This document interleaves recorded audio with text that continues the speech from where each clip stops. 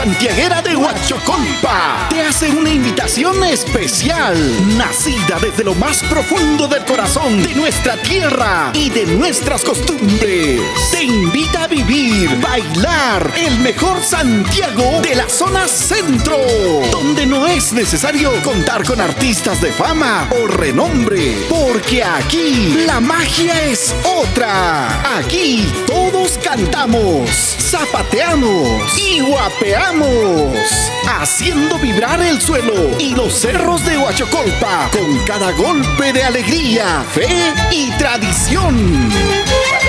Este año nos acompañarán en el marco musical los talentosos Hermanos Pérez, los días 25 y 26 de julio, quienes pondrán el ritmo que encenderá la verdadera fiesta santiaguera. Y con el corazón lleno de emoción, nos honra la presencia del artista Sunjusua y Anexita Canchari.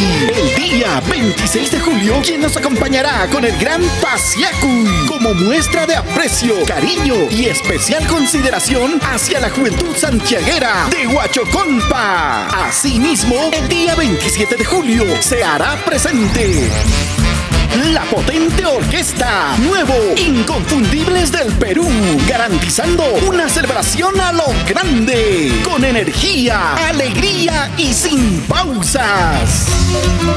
El evento se vivirá desde el mediodía hasta las últimas consecuencias, porque en Huachocolpa la fiesta no se cuenta, se vive. Huachocolpa, cuna del Santiago Chanca y paraíso de orquídeas, te espera con los brazos abiertos.